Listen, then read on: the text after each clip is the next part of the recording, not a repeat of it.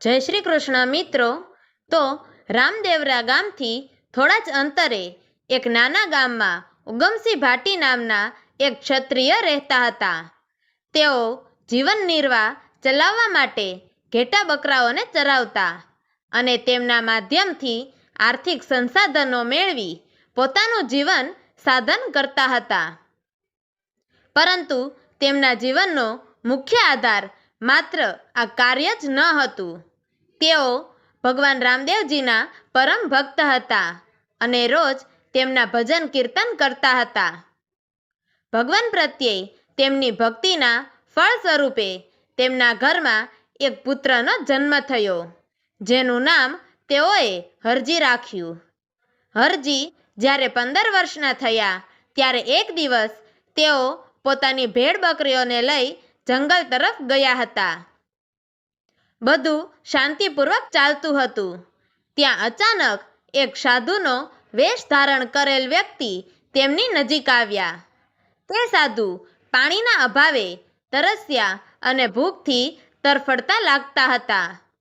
સાધુએ હરજીને કહ્યું કે મારા ભાઈ, હું ખૂબ દૂરથી આ ગરમીમાં ચાલીને આવ્યો છું। મારી તરસ અને ભૂખ મિટાવવા માટે તું મને બકરીનું થોડું દૂધ પીવડાવી શકે છે?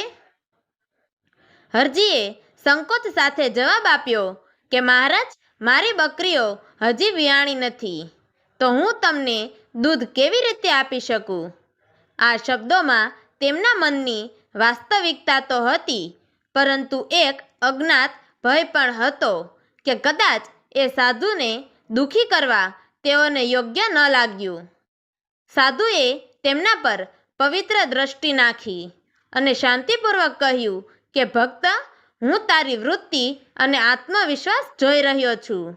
તું દૂધ કાઢવા માટે એક વખત પ્રયાસ કર। સાધુએ એક વાટકો આપીને કહ્યું કે તમે આ વાટકો લઈ જાઓ અને દૂધ કાઢીને લાવો।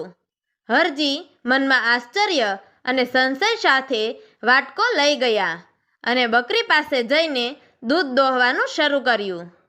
જેમ જેમ તેઓ દોહતા ગયા તેમ તેમ વાટકો ચમકતા અને શુદ્ધ દૂધથી ભરાતો ગયો। આ અજાયબી જોઈને હરજી આશ્ચર્યમાં પડી ગયા। તેઓ વાટકો લઈ એ સાધુ પાસે ગયા અને અહોભાવ સાથે પૂછ્યું કે હે મહારાજ, તમે કોણ છો? તમે મારી સામે આ પરચો કેમ પ્રગટ કર્યો? હું તમને ઓળખવામાં વ્યર્થ ઠર્યો છું। તે સમયે સાધુએ પોતાની અસલ ઓળખ આપી। તેઓ પોતે ભગવાન રામદેવજી હતા, જે સાધુ રૂપે પોતાના ભક્તની પરીક્ષા લેવા માટે આવ્યા હતા। તેઓએ હરજીને આશીર્વાદ આપ્યો અને પ્રગટ રૂપમાં દર્શન આપ્યા। આ દિવ્ય ઘટના પછી હરજીના જીવનમાં જોરદાર પરિવર્તન આવ્યું। હરજીએ બધી બકરીઓને ચરાવવાનું પોતાનું કામ તો ચાલુ રાખ્યું, પરંતુ હવે તેઓ રામદેવજીની ભક્તિમાં પણ સંપૂર્ણ રીતે લીન થઈ ગયા। તેઓ માત્ર એક રામદેવજીના પરમ ભક્ત તરીકે નહીં, પણ રામદેવજીના એક વિશેષ અને સમર્પિત સેવક તરીકે પણ જાણીતા બન્યા। આ ઘટનાએ તેમને ભગવાન પ્રત્યેની શ્રદ્ધા અને ભક્તિ માટે એક પ્રેરણા સ્ત્રોત બનાવી દીધા, જે આજના સમયમાં પણ ભક્તિનું ઉત્તમ ઉદાહરણ છે।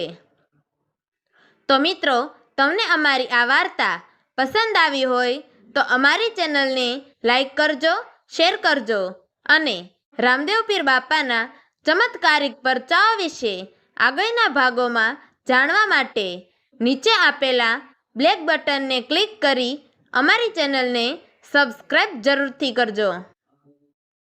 તો મિત્રો, અમારી આ વાર્તાને છેલ્લે સુધી સાંભળવા માટે તમારો ખૂબ ખૂબ ધન્યવાદ। જય શ્રી કૃષ્ણ। હર હર મહાદેવ।